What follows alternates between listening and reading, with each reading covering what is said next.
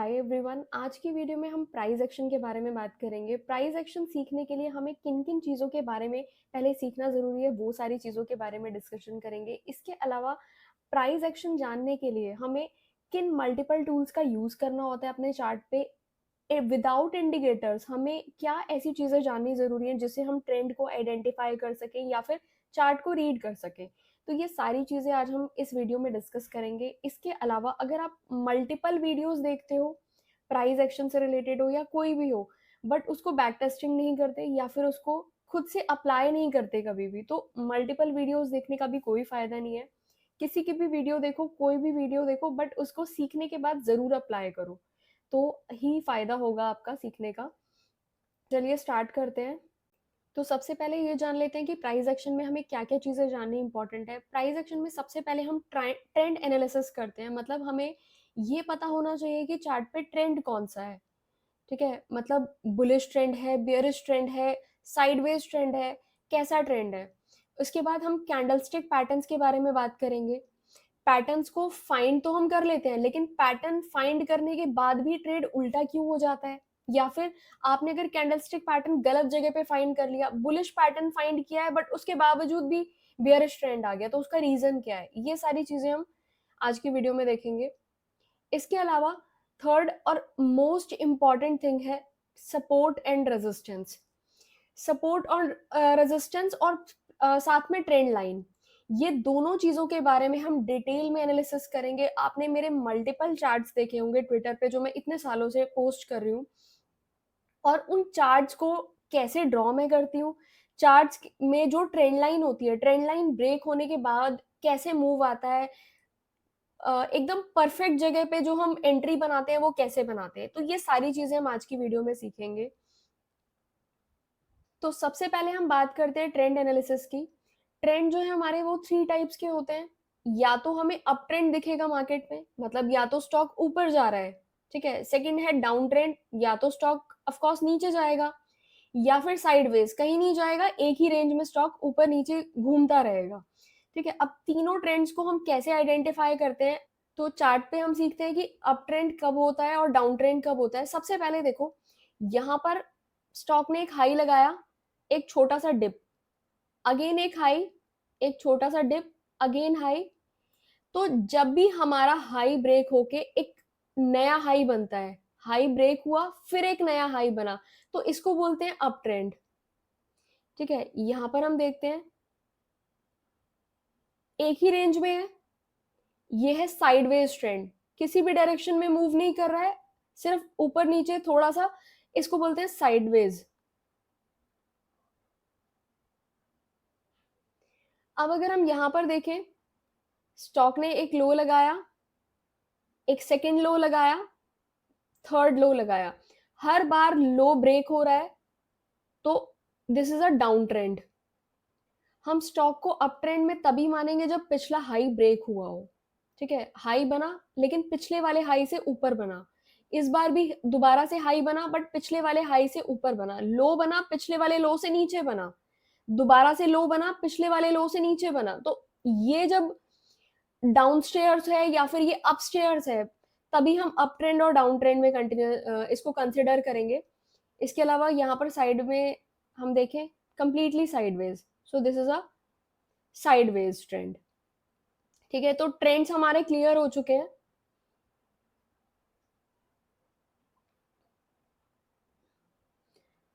Next हम आ जाते हैं कैंडलस्टिक पैटर्न पे। तो candlestick patterns, multiple candlestick patterns होते हैं। मैंने कैंडलस्टिक पैटर्न के ऊपर एक कंप्लीट वीडियो बनाई हुई है, डिस्क्रिप्शन में मैं लिंक डाल दूंगी। अगर आपको वीडियो देखनी है तो पूरी वीडियो सबसे पहले आप कैंडलस्टिक पैटर्न की देख लेना। यहाँ पर बहुत ब्रीफली मैं एक्सप्लेन नहीं करने वाली हूँ, ठीक है। मतलब कैंडलस्टिक पैटर्न्स को फाइंड कहाँ पे करना है, इस वीडियो में मैं सिर्फ उतना ही आपको बताऊंगी। तो सबसे पहले कैंडलस्टिक पैटर्न्स जो है, try to find candlestick patterns at the bottom और टॉप। हमें या तो टॉप पे कैंडलस्टिक पैटर्न ढूंढना है या फिर बॉटम पे कैंडलस्टिक पैटर्न ढूंढना है। अब अगर हम टॉप पे कैंडलस्टिक पैटर्न ढूंढ रहे हैं, तो टॉप के ऊपर हम ऐसा ढूंढेंगे जिसमें बियरिश पैटर्न बन रहा हो, मतलब यहाँ पे कोई बियरिश पैटर्न हमें मिल गया, उसके बाद यहाँ से एक बियरिश रैली हमने एक्सपेक्ट की, ठीक है। और उसके बाद क्योंकि ऊपर जाने के बाद इतना ऊपर जाने के बाद एक डिप तो आना ही है। तो अगर हम कोई ऐसा स्टॉक फाइंड कर ले जिसमें कोई अच्छा बियरिश पैटर्न भी बना है, तो वहां पे हमारा बहुत अच्छा स्टॉक में वो कंसिडर हो जाएगा। मतलब वहां से हमारी जो एक्सपेक्टेशन है उसके अकॉर्डिंग हमें इजी ट्रेड मिल जाएगा। सिमिलरली अगर हम कोई बॉटम पे ट्रेंड को फाइंड कर लेते हैं, मतलब नीचे कोई स्टॉक गिरता हुआ आ रहा है कंटिन्यूअसली और नीचे अचानक से कोई भी पैटर्न बन गया, ठीक है, कोई डोजी कैंडल बन गई या फिर मॉर्निंग स्टार पैटर्न बन गया, ऐसा कोई भी पैटर्न बन गया जो कि बुलिश पैटर्न है, तो वहां से एक अच्छी रैली को हम एक्सपेक्ट कर सकते हैं। चार्ट पर देखते हैं एक बार। अब हम सबसे पहले इस चार्ट पर देखते हैं, स्टॉक नीचे आया, ऊपर, अगेन नीचे, यहां पर एक कैंडल बनी है, डोजी काइंड ऑफ कैंडल। जब भी कोई ऐसी कैंडल बनती है जिसके ऊपर और नीचे विक्स होती हैं,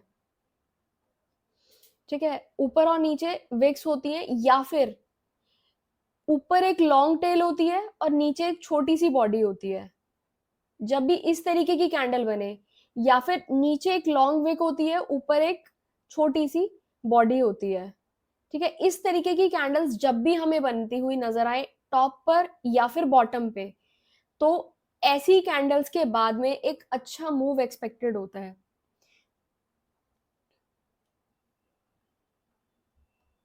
यहां पर देखो, एक ऊपर एक लॉन्ग विक के साथ एक छोटी सी बॉडी, यहां पर इस कैंडल की मैं बात कर रही हूँ, इसके बाद फॉल, यहाँ पर एक डोजी काइंड ऑफ कैंडल और इसके बाद एक बुलिश मूव। तो जब भी ऐसी कैंडल्स हमें मिल जाएंगी या तो टॉप पर या फिर बॉटम पे, सिर्फ इन कैंडल्स के भरोसे हमें ट्रेड नहीं करना होता, ऑफ कोर्स हमें सपोर्ट, रेजिस्टेंस और बाकी चीजें भी देखनी होती हैं। बट कैंडल स्टिक की अगर मैं बात करूं, तो अगर ऐसा कोई हमें पैटर्न मिल जाता है जहां पर कैंडल्स, ये वाली कैंडल्स भी बनी हुई है, तो वो डबल कंफर्मेशन हो जाती है, ठीक है। बैक जाके देखते हैं और किसी में अगर बना हुआ है तो। हाँ, यहाँ पर देखो,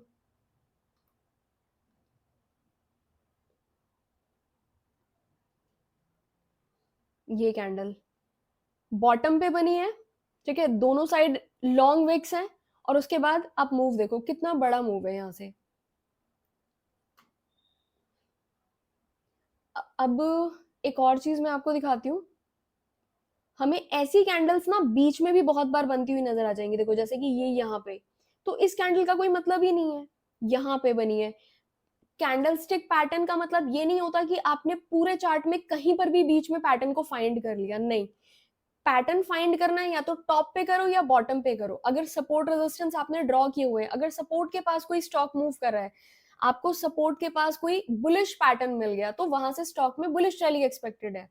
सिमिलरली अगर हमें टॉप पे कोई बियरिश पैटर्न मिल गया, तो वहां से बियरिश रैली एक्सपेक्टेड है। पैटर्न्स के बाद अब हम आ जाते हैं सपोर्ट और रेजिस्टेंस पे।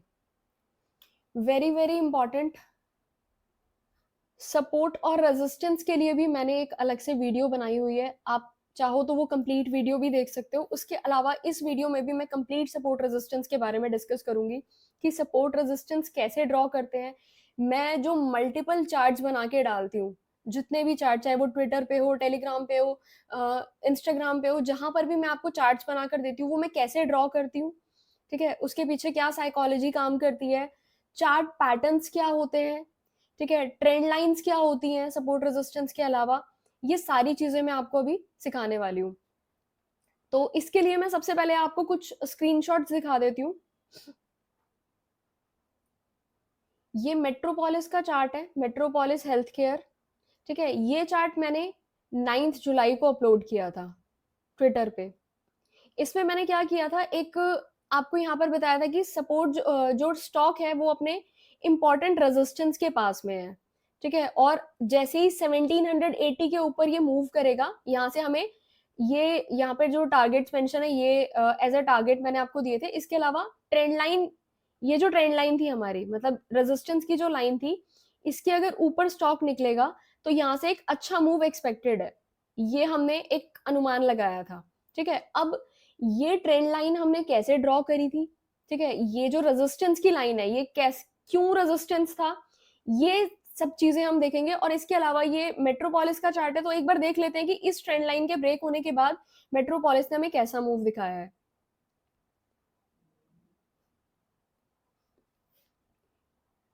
इस कैंडल के ऊपर मुझे कंफर्मेशन मिली थी क्योंकि इस कैंडल ने ट्रेंड लाइन को ब्रेक किया था।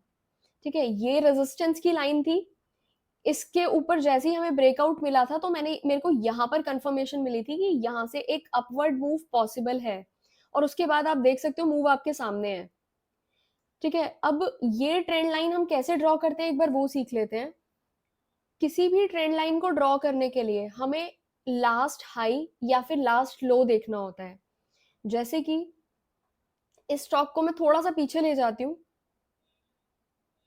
और यहाँ पर हम एक चीज नोटिस कर सकते हैं कि स्टॉक जो है वो अपवर्ड डायरेक्शन में मूव कर रहा है, बट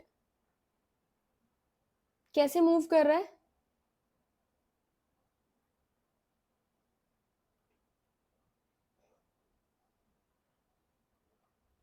एक ही रेंज में।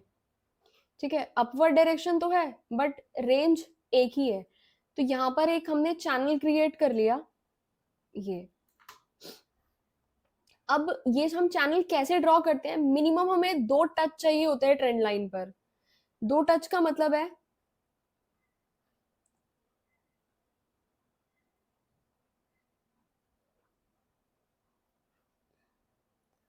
यहां पर चैनल पे एक बारी, मतलब ट्रेंड लाइन पे एक बार टच मिला, यहां पर भी, यहां पर भी।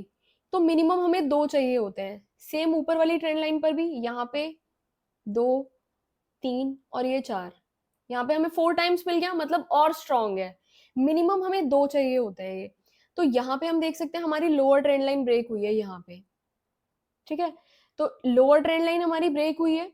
अब हम क्या करेंगे, अगर इन दोनों ट्रेंड लाइंस के बीच में जो डिस्टेंस है वो काफी कम है, तो जो हमारी ऊपर वाली ट्रेंड लाइन है ना, इसके ऊपर मैं अपना स्टॉप लॉस मेंटेन करती हूँ। अगर 3% है, 4% है, 5, मैक्सिमम 5% के आसपास है, तो मैं यहाँ पे अपना स्टॉप लॉस मेंटेन करती हूँ। और उसके बाद हम वेट करते हैं अपने टारगेट का। ठीक है, तो देख सकते हैं हम यहाँ पे ट्रेंड लाइन हमारी ब्रेक हुई है, और उसके बाद एक कितनी शानदार बियरिश रैली हमने यहाँ से देखी। उसके बाद यहाँ से क्या हुआ है, प्राइस ऊपर गया, नीचे, और एक ही रेंज में घूमा, और उसके बाद दोबारा से अब हमने यहाँ पे जो ट्रेंड लाइन ड्रॉ करी है, प्राइस ने एक बार इस ट्रेंड लाइन को टच किया, दूसरी बार टच किया, और ये थर्ड टाइम। जब एक ही ट्रेंड लाइन मल्टीपल टाइम्स कोई प्राइस एक ही ट्रेंड लाइन को टच करता है, तो वो 3 बार 4 बार टच करने के बाद ट्रेंड लाइन काफी वीक हो जाती है, और उसके बाद जब उसको ब्रेकआउट मिलता है तो वहां से एक अच्छा मूव आने की पॉसिबिलिटीज हो जाती है। ठीक है, तो ये थर्ड टाइम यहाँ से ब्रेकआउट मिल रहा था। ठीक है, और इस ब्रेकआउट के बाद देख सकते हैं हम एक काफी अच्छा मूव हमें मिला। सेकंड स्टॉक मैंने यहाँ पर दिया था बजाज हिंदुस्तान शुगर। इसका चार्ट ये था कुछ ऐसा। यहाँ पे भी रेजिस्टेंस था, यहाँ पर भी रेजिस्टेंस था, यहाँ पे भी रेजिस्टेंस था। ठीक है, 3 टाइम्स रेजिस्टेंस पे टच हुआ। फर्स्ट टाइम यहाँ पे टच हुआ, स्टॉक नीचे गया, काफी घूम फिर के अगेन इस रेजिस्टेंस की लाइन पे टच किया, फिर स्टॉक नीचे गया, दोबारा यहाँ पे आया। तो इस बार क्या हुआ, इस बार ब्रेकआउट कैंडल बनी थी। जैसी ब्रेकआउट कैंडल बनी थी, तो मुझे लगा कि पॉसिबिलिटीज है यहाँ से हमें एक अपवर्ड मूव मिल सकता है। तब मैंने ये चार्ट अपडेट किया था 2 जुलाई को। ये चार्ट अपडेट किया था, एक बार चार्ट पे चलकर देखते हैं कि हमें कैसा मूव मिला है। इस वाली कैंडल पे ये ब्रेकआउट कैंडल थी जब मैंने चार्ट को पोस्ट किया था, और ऑलमोस्ट प्राइस 27 से 29 का हाई लगा है। काफी अच्छा मूव हमें यहाँ पर मिला। ठीक है, रेजिस्टेंस था यहाँ पे काफी स्ट्रॉन्ग। सेकेंड टाइम रेजिस्टेंस के पास आया, वापस स्टॉक नीचे आ गया। अब ये थर्ड टाइम रेजिस्टेंस के पास आया था। और इसके अलावा हम यहाँ पर अगर इस स्टॉक के पीछे जाकर देखें,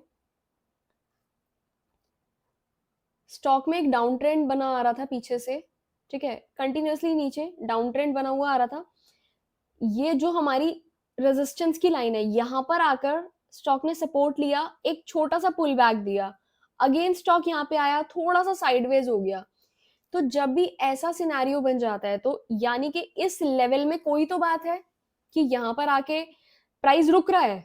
ठीक है, किसी भी जगह पे आकर अगर प्राइस सपोर्ट ले रहा है या फिर किसी जगह पे आके 2 बार या 3 बार आके प्राइस ने सपोर्ट लेके वापस मुड़ गया, या फिर किसी पर्टिकुलर एरिया में आकर प्राइस ने ब्रेकआउट कैंडल बनाई और वहां से एक अच्छा पुल बैक दिया या फिर अच्छा जंप किया, तो वो अपने आप में काफी इंपॉर्टेंट लेवल हो जाता है। ठीक है, तो यही रीजन था कि ये मेरे को रेजिस्टेंस का काफी इंपॉर्टेंट लेवल नजर आया, और जैसे ही हमें यहाँ पे ब्रेकआउट कैंडल मिली, हमें यहाँ से एक अच्छा मूव मिला। ठीक है, नेक्स्ट मैं आपको स्टॉक दिखाती हूँ।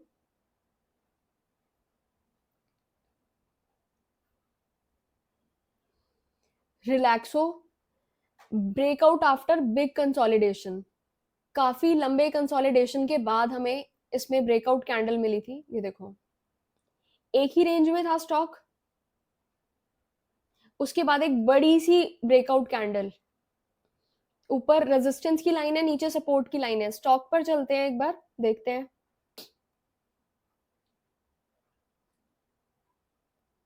सारे स्टॉक्स हम डेली टाइम फ्रेम में देख रहे हैं। ठीक है, तो ये सपोर्ट था और ये रेजिस्टेंस था। यहाँ पे मुझे ज्यादा एक्सप्लेन करने की जरूरत नहीं है, क्योंकि मैंने ऑलरेडी आपको बता दिया है कि स्टॉक काफी लंबे टाइम से एक ही रेंज में था।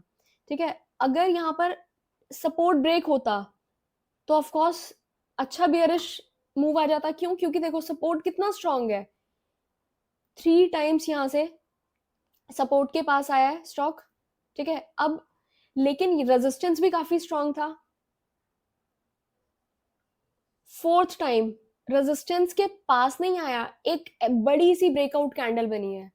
ठीक है, उसके बाद जस्ट नेक्स्ट डे देखो कितना बड़ा गैप अप है, और उसके बाद कितनी बड़ी कैंडल के साथ एक जस्ट नेक्स्ट डे ही हमें बहुत अच्छा इसमें मूव देखने के लिए मिल गया रिलैक्सो में। नेक्स्ट स्टॉक लगाते हैं। तो नेक्स्ट स्टॉक है ग्रीन पैनल इंडस्ट्रीज। ये स्टॉक सबसे पहले देख ली थी मैंने, कब पोस्ट किया है, 5 जून को।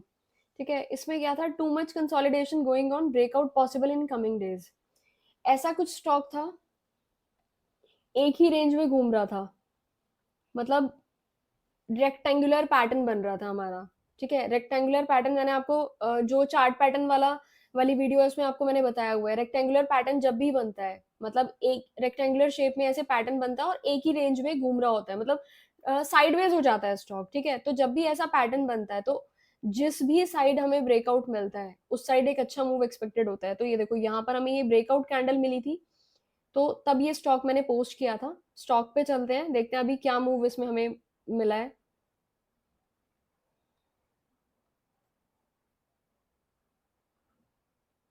तो ये देखो, ये था स्टॉक, ये थी ब्रेकआउट कैंडल जहां पे मैंने स्टॉक को आपको दिया था। ठीक है, और उसके बाद देखो कितना अच्छा मूव, यहाँ से 266 से 295, ऑलमोस्ट सॉरी 298 का हाई लगाया है। काफी बड़ा मूव है ये। जब भी ऐसा रेक्टेंगुलर पैटर्न बन जाता है तो अगर लोअर साइड पे ब्रेक होगा, मतलब जिस भी साइड हमारा ये रेक्टेंगल ब्रेक होगा उसी साइड एक बहुत अच्छा मूव एक्सपेक्टेड होता है। एक बार पीछे चल के देखते हैं, स्टॉक को थोड़ा सा स्टडी करते हैं।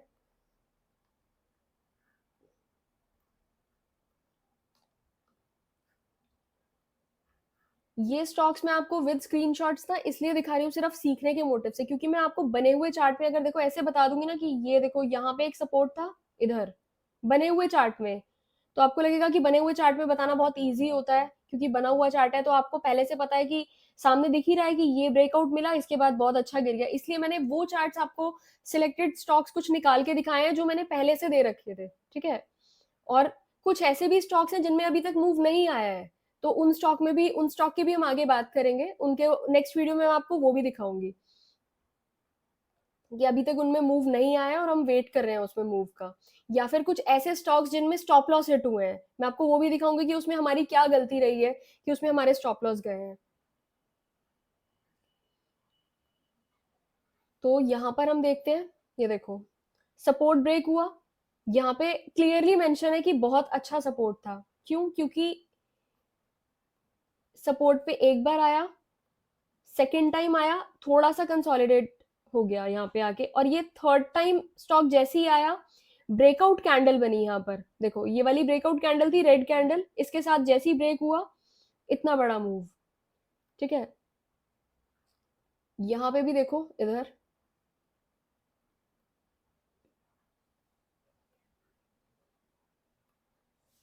एक बार ट्रेंड लाइन पे टच किया है, अगेन ट्रेंड लाइन पे टच किया है, ये ब्रेकआउट है।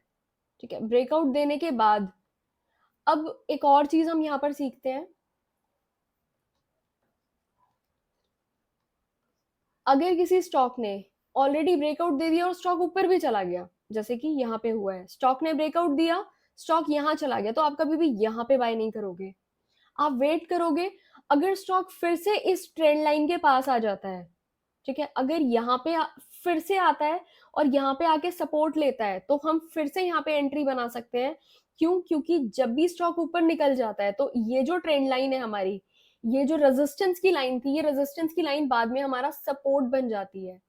जितने भी रेजिस्टेंस होते हैं, जब वो ब्रेक हो जाते हैं, तो वो बाद में सपोर्ट बन जाते हैं।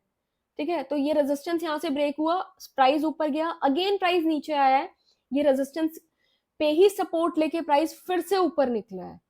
बट कभी भी हम इतना ऊपर जाने के बाद एकदम टॉप पे बाय नहीं करते। क्यों? क्योंकि हमारा स्टॉप लॉस बहुत बड़ा हो जाएगा। क्योंकि ये यहाँ पर अगर सपोर्ट के पास भी आ रहा है, जहां पे हमें ऑलरेडी ऐड करना था, बट यहाँ पे हम निकल जाएंगे। क्यों? क्योंकि ऑलरेडी बहुत बड़ा स्टॉप लॉस दे चुके हैं, तो इतना बड़ा स्टॉप लॉस तो मेंटेन कर ही नहीं पाएंगे। ठीक है, इसलिए हमेशा याद रखेंगे, या तो ब्रेकआउट पे बाय करेंगे, या फिर बिल्कुल रेजिस्टेंस पे या बिल्कुल सपोर्ट पे बाय करते हैं। नेक्स्ट स्टॉक देखते हैं। नेक्स्ट स्टॉक है हमारा मैन इंडस्ट्रीज। मैन इंडस्ट्रीज का मैंने स्क्रीनशॉट लिया हुआ है, इसकी डेट है 16 जून। ओके, यहाँ मुझे छोटा सा दिख रहा है ये सारे स्क्रीनशॉट्स आपको मेरे ट्विटर पे अवेलेबल हो जाएंगे, मतलब मिल जाएंगे, आप ये विद डेट चेक कर लेना एक बारी। इसके अलावा और भी स्क्रीनशॉट्स हैं वहाँ पे, बहुत सारे चार्ट्स हैं, मैंने तो सिर्फ कुछ सिलेक्टेड 5-6 स्टॉक्स ही लिए हैं आपको सिर्फ दिखाने के लिए, जिन पे मैं आपको थोड़ा सा एक्सप्लेन कर सकती हूँ, मैंने वो स्टॉक्स लिए हैं। इसके अलावा मल्टीपल स्टॉक्स हैं, अगर आपको सीखना है तो आप ऐसे बने हुए चार्ट्स निकालो, आप रीजन फाइंड करने की कोशिश करो कि क्यों ये ड्रॉ किया गया है यहाँ पर। ठीक है, यहाँ पर ऐसा कौन सा लेवल था। अगर आपको सीखना है तो सीखने का सबसे अच्छा तरीका ये है कि जो चार्ट ऑलरेडी मतलब जो स्टॉक ऑलरेडी ऊपर चला गया, उसके पीछे का रीजन फाइंड करने की कोशिश करो। एटलीस्ट 500 या फिर 500 छोड़ो, डेली 100 स्टॉक्स भी अगर आप देख लेते हो, उनको अगर आप ऐसे ट्रेंड लाइन ड्रॉ करने की कोशिश करोगे या फिर सपोर्ट रेजिस्टेंस फाइंड करने की कोशिश करोगे, तो बहुत जल्दी सीख जाओगे।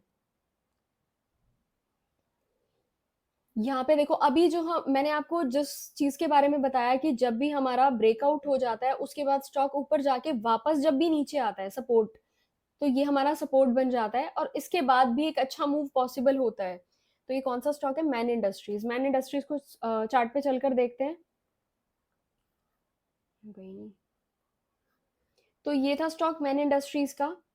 ठीक है, यहाँ पे हमें ब्रेकआउट मिला था, बट ब्रेकआउट पे मेरे से स्टॉक मिस हो गया था, उसके बाद जब ये फिर से यहाँ पर आके सपोर्ट ले रहा था, ठीक है, तो मुझे यहाँ पे नजर आया था स्टॉक, और तब मेरे को मेरी प्रोडिक्शन थी कि यहाँ से इसमें एक अच्छा मूव पॉसिबल है। और यहाँ से देखो, 373 टू 438, काफी अच्छा मूव है ये।